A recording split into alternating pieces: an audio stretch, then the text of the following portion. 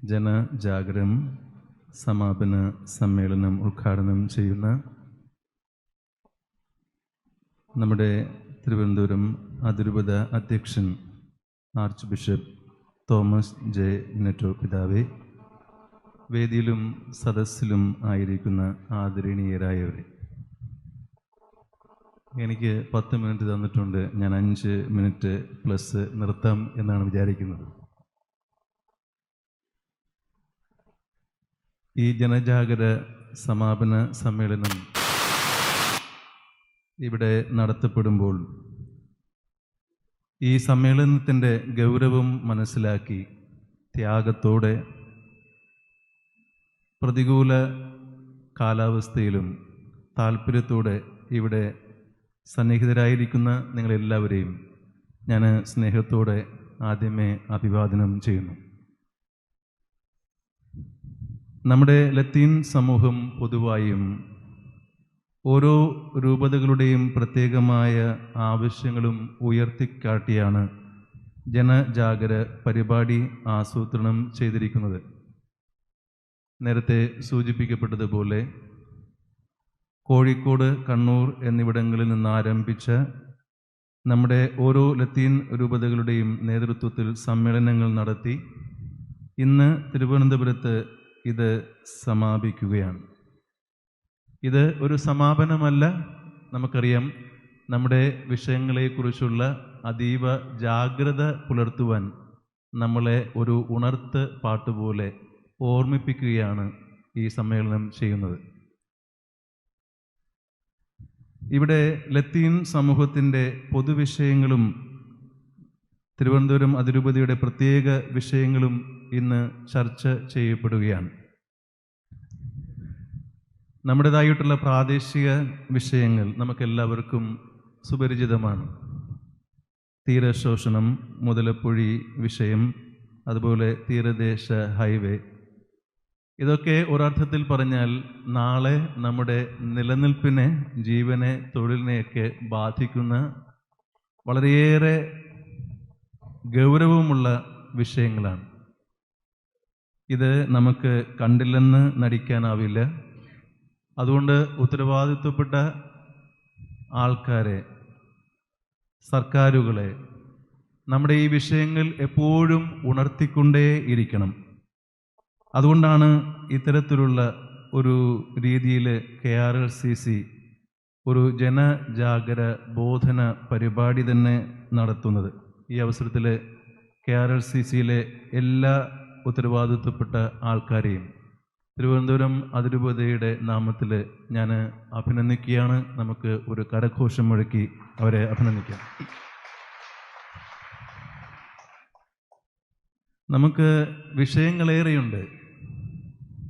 പക്ഷേ ഇന്നത്തെ രാഷ്ട്രീയ സാഹചര്യങ്ങൾ പാവപ്പെട്ടവരെയും അവശത അനുഭവിക്കുന്നവരെയും തഴയുന്ന സമീപനമാണ് സ്വീകരിക്കുന്നത് എന്ന് സമീപകാലത്തുള്ള സമീപനങ്ങൾ നമ്മളെ ഓർമ്മിപ്പിക്കുന്നുണ്ട്. എൻ്റെ പ്രിയ സഹോദരരെ, നാം ഇവിടെ ജാഗരൂകരാകേണ്ടതുണ്ട്. ജാഗരൂകരായിരിക്കുക എന്ന വാക്ക് ഇപ്പോൾ ഈ ദിവസങ്ങളിൽ നമ്മൾ എല്ലാ ദിവസവും കേട്ടുകൊണ്ടിരിക്കുന്ന വാക്കാണ്. നമ്മുടെ ഇടയിൽ രാഷ്ട്രീയ ഭിന്നത ഉണ്ടാക്കി നാം അനുഭവിക്കുന്ന അവശതകളെ ലഘൂകരിച്ച് കാണുന്ന, മുഖം തിരിച്ച് കാണുന്ന മനോഭാവം ഉണ്ടെന്ന് നമ്മൾ തിരിച്ചറിയണം. നമുക്ക് ഓരോരുത്തർക്കും ഓരോ രാഷ്ട്രീയ ചായ്വുകളുണ്ടാവാം. അത് നമ്മുടെ ഓരോരുത്തരുടെയും സ്വാതന്ത്ര്യമാണ്. പക്ഷേ നമ്മുടെ ലത്തീൻ സമൂഹത്തെ സാരമായി ബാധിക്കുന്ന വിഷയങ്ങളിൽ രാഷ്ട്രീയ വ്യത്യാസം മറന്നുകൊണ്ട് ഒരുമിച്ച് നിൽക്കാൻ നമുക്ക് സാധിക്കാതെ വന്നാൽ ഇന്ന് നമ്മൾ അനുഭവിച്ചുകൊണ്ടിരിക്കുന്ന യാതനകൾ നമ്മൾ അനുഭവിച്ചുകൊണ്ടേയിരിക്കും. എൻ്റെ പ്രിയ സഹോദരരെ, അതുകൊണ്ട് നമ്മൾ ഈ വിഷയങ്ങളുമായിട്ട് മുന്നോട്ട് പോകുമ്പോൾ നമുക്ക് നമ്മുടെ വ്യത്യാസങ്ങൾ മറന്നുകൊണ്ട്, പ്രത്യേകിച്ച് രാഷ്ട്രീയപരമായിട്ട് നമ്മളെ ഭിന്നിപ്പിച്ച് നിർത്തുവാനായിട്ട് മറ്റൊരു ഭാഗത്ത് കിണഞ്ഞ് പരിശ്രമിക്കുന്നു എന്ന തിരിച്ചറിവ് നമുക്കുണ്ടാകണം. ആ തിരിച്ചറിവിൽ നിന്ന് നമ്മുടെ വിഷയങ്ങൾ ഒരുമിച്ച് ഒരേ സ്വരത്തിൽ പറയുവാൻ നമുക്ക് കഴിയുമ്പോഴാണ് ഈ വിഷയങ്ങളിന്മേൽ എന്തെങ്കിലും ഒരു പരിഹാരം നമുക്കുണ്ടാകുന്നത്. അല്ലെങ്കിൽ എല്ലാവരും നമ്മെ അവഗണിക്കുമെന്ന് നമ്മൾ തിരിച്ചറിയേണ്ടതുണ്ട്. ഇവിടെ ഉന്നയിക്കപ്പെടുന്ന കാര്യങ്ങൾ എനിക്ക് തോന്നുന്നത് നമ്മുടെ എല്ലാവരുടെയും ഓരോരോ ഫെറോനുകൾ, നമ്മുടെ തിരുവനന്തപുരം അതിരൂപതയിലെ തന്നെ വിവിധ ഫെറോനുകളിൽ തന്നെ വ്യത്യസ്തങ്ങളായ വിഷയങ്ങളാണ് യഥാർത്ഥത്തിലുള്ളത്.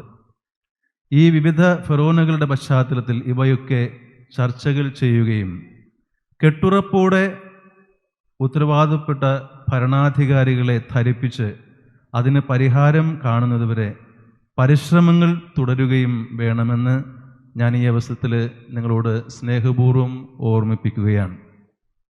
ലത്തീൻ സമൂഹം എന്ന നിലയിലും സമുദായം എന്ന നിലയിലും നമുക്ക് സ്നേഹത്തോടെ, ഒരുമയോടെ, ക്രിസ്മസ് നൽകുന്ന പ്രത്യാശയോടെ കൂട്ടായ്മയിൽ ശക്തി പ്രാപിക്കാൻ പരിശ്രമിക്കാം. അതാണ് ഏറ്റവും അടിയന്തരമായ ആവശ്യമെന്ന് എനിക്ക് തോന്നുന്നു. നമ്മൾ വിഴിഞ്ഞം സമരത്തിൻ്റെ അവസരങ്ങളിലൊക്കെ ഇവിടെ പാട്ടൊക്കെ പാടി ആ പാട്ട് തളർന്നിരിക്കുകയാണ്.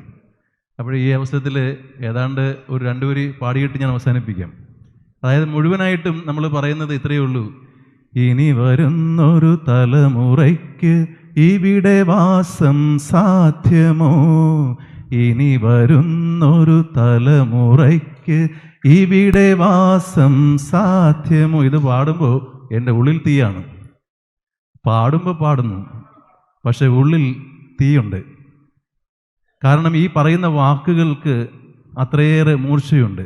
നാളെ എന്താണ് സംഭവിക്കാൻ പോകുന്നതെന്ന് നമുക്കാർക്കും നിശ്ചയമില്ല. നമ്മുടെ നിലനിൽപ്പിൻ്റെ വിഷയങ്ങളാണ്, നമ്മുടെ ജീവിതത്തിൻ്റെ, നമ്മുടെ തൊഴിലിൻ്റെയൊക്കെ വിഷയങ്ങളാണ് നമ്മൾ അഭിമുഖീകരിക്കുന്നത്. അതുകൊണ്ട് എൻ്റെ പ്രിയ സഹോദരരെ, ഒരുമയോടെ നമ്മുടെ ഈ വിഷയങ്ങൾ മനസ്സിലാക്കാം, പഠിക്കാം, ഒരുമിച്ച് പ്രതികരിക്കാം, ഉത്തരവാദിത്വപ്പെട്ട ആൾക്കാരുടെ ശ്രദ്ധ പിടിച്ചുപറ്റി അതിന് ഒരു പരിശ്രമം കാണുന്നതുവരെ മുന്നോട്ട് പോകുവാനുള്ള പ്രതിജ്ഞയെടുക്കാം. എല്ലാവർക്കും ഒരിക്കൽ കൂടെ സ്നേഹ അഭിവാദനങ്ങൾ നേർന്നുകൊണ്ട് നിർത്തുന്നു.